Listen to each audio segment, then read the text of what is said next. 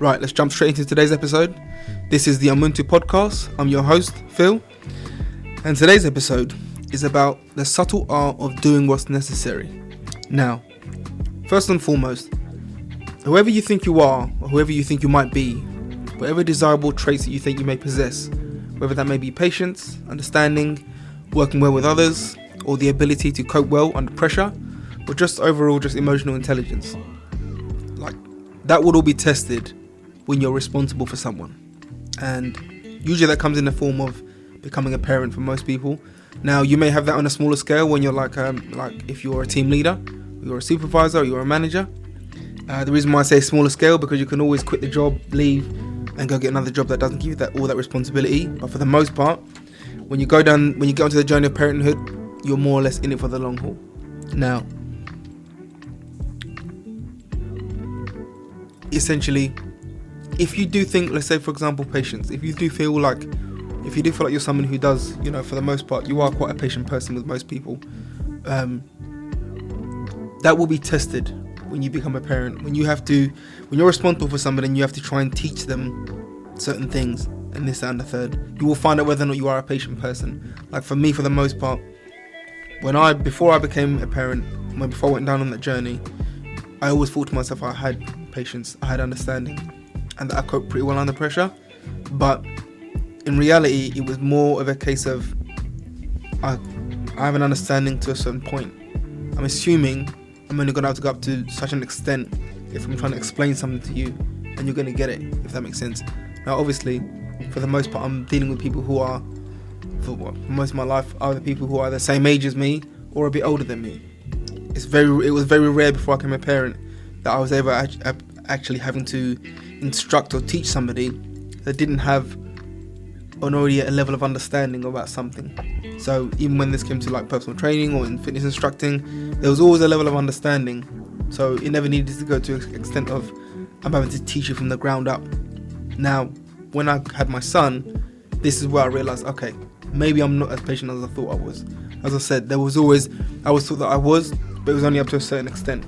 Now, when you become a parent, or when you have to actually really teach someone something from scratch, then like that point that you're willing to actually go to when you say, you are patient or whatever it is going to go way beyond that, and it's going to take you to your limits of, okay, I'm not sure I can cope with this. Does that make sense?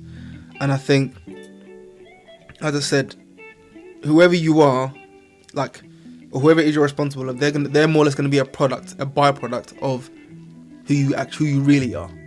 And when it comes to parenthood, the tricky thing is that doesn't really become apparent until years later down the line. So you never really know if you're doing the right thing or not.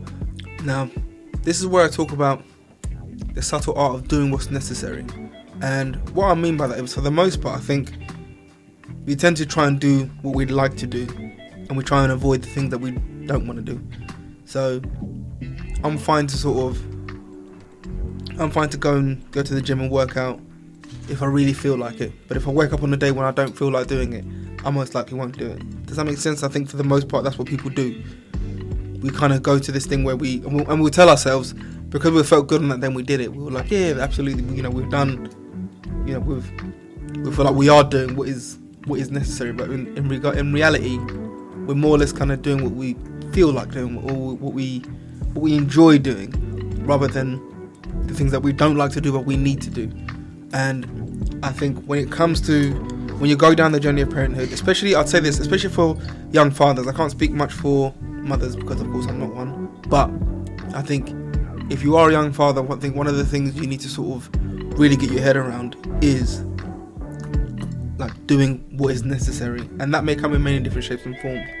It could be that you come back and you see your partner is just completely maxed out, and it's a point where you maybe need to step in and just be like, okay, look, even though I've been at work, I'm going to take over here, you go and have a rest. Because I'll say this, for the most part, I think when you're at work, you do get reprieve, a mental reprieve from the children.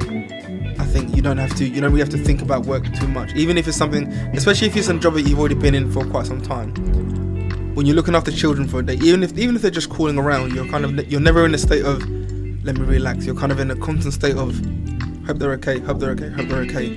you either have, you kind of bounce from two state of minds. It's they're either kicking off and you're like, I need to get you quiet, or I need to feed you, whatever it is, or they're quiet and relaxed and you're thinking, what's going on, is everything okay? So like if you put them down for a nap, like if this is quiet for too long, you're like, Jesus, let me go and check.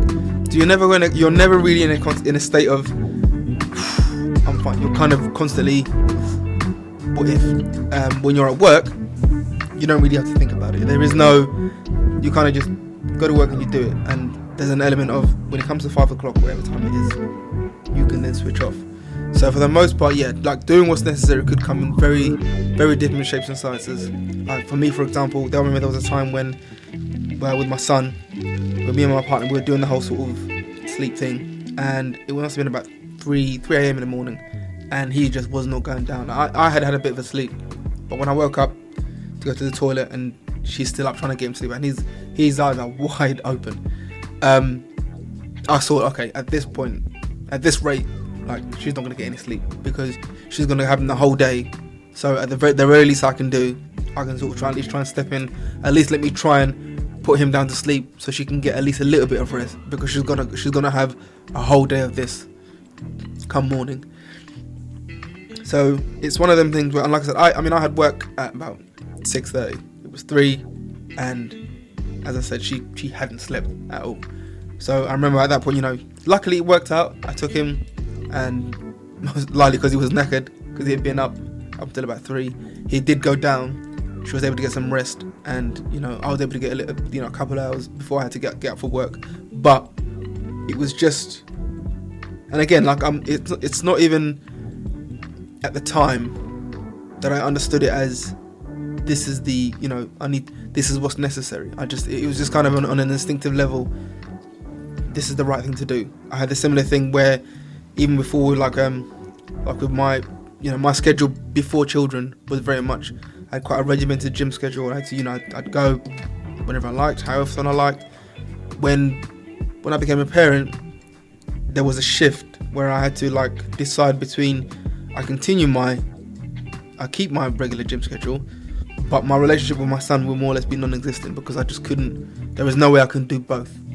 So again, at the time, I didn't have this thought of, okay, this is what's no. It was just instinctively, I knew that if I want to have a good relationship with my son, I need to know him, and for me to know him, I need to spend time with him. If I'm spending that time at the gym after I've gone to work, if I finish work at 5, go straight to the gym 7, by the time I come back and his bedtime is around about 7, there's not going to be any interaction there. So I knew kind of instinctively this was the right thing to do. It was only when it came to when we had our second child was when I started understanding, okay, this is what is necessary, and it became, to be honest, it became a lot easier. It became much more easier. Obviously, my physique and whatnot suffered absolutely, but in terms of the way up there is no way up. The relationship with my children is way more valuable than my physique. I can always get that back later on down the line. And again, if you've seen one of my other videos, my Kosozi Wellness videos, there's one where I talk about training in your 30s and training in your 20s, and the difference between training with free time and training due to dedication. Now I'm at the realm where now, okay, I have a family set up. Now it's a case of for me to continue training, I need to be dedicated, which does mean I need to kind of work out what would deem as unsociable hours to an extent. But again, it's a case of, if I want to have a good relationship with my kids, try and stay in shape and healthy, and and still have quality time with my partner, what is necessary is that I kind of try and sort of utilize my time very efficiently. Now, I'm not saying that I've got that down. I only average out about maybe working twice a week, but it's a case of, this is the kind of, right now, this is the balance that's attainable and achievable, where I'm not feeling like I'm sort of maxing myself out. But I think for the most part, when it comes to when I say the subtle art of doing what's necessary, I think that's something that even without parenthood, I think as whole as just as an individual, there may be something that you may need to do or that it's required of you in order for you to sort of come out the other side of whatever it is, whatever situation you feel like you're in. But it may be that you're kind of just you're neglecting it, you're putting it off because you feel like, again, you just haven't got to that point where of just doing what's necessary. And I think for young boys or young girls, I think what you can do is, you can start small. Sometimes it could be as simple as, something as simple as cleaning your room on a regular basis. Like if you see it's messy, just clean it, because that's what's necessary for it to be back to the normal state. And I think it's starting small like that, and you start understanding the concept on a very smaller scale, will help later on in life when you're faced with this potential sort of situation where doing what's necessary is potentially going to be something that's going to uproot your life to a point where you didn't even know, or something might happen where everything might shift and change. I remember there was a time where when my partner had our second child, her back problem got really, really bad, and it was at a point where she couldn't really get around the house for about a good maybe a good week or so.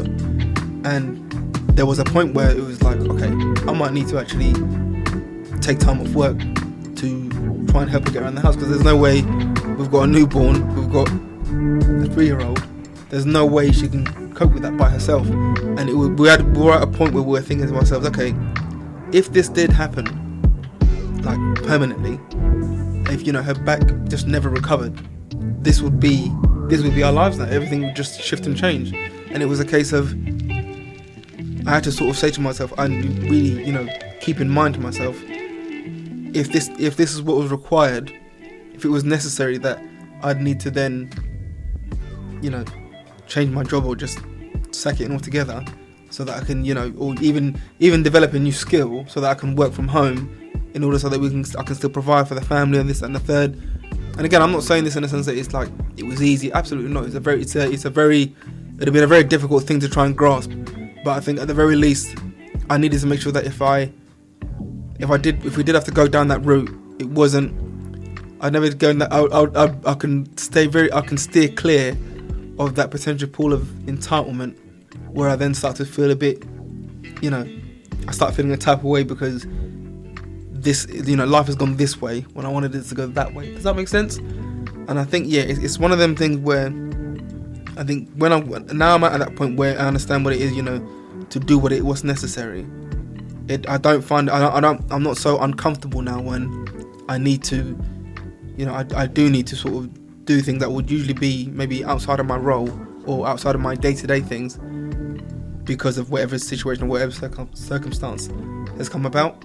I find, again, I'm not saying it's easy, but I definitely, like, mentally, I kind of have my little moment of, and then I can just kick back in, if that makes sense. Again, I think that is something that does take some time and sort of practice, but I think for the most part, it will help most people. And as I said, even just on an individual level, I think if you can sort of get to the point where maybe right now doing what's necessary is you really taking better care of your health. It could be that maybe your health is starting to spiral out a little bit because you're not taking it serious and you're not sort of engaging in it properly, that you're now starting to see the physical effects of bad health.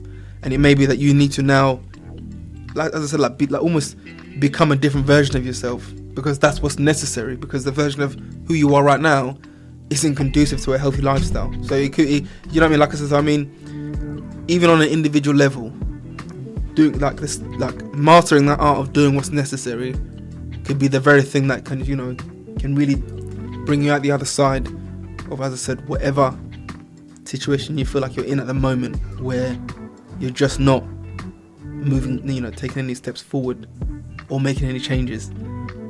If you can get to the point, if you can stray away from doing what you feel like you want to do, or what you feel like you enjoy doing all the time, and you can get to a point where you are, not all the time, but you're doing for whatever it is, for whatever you're trying to achieve in life.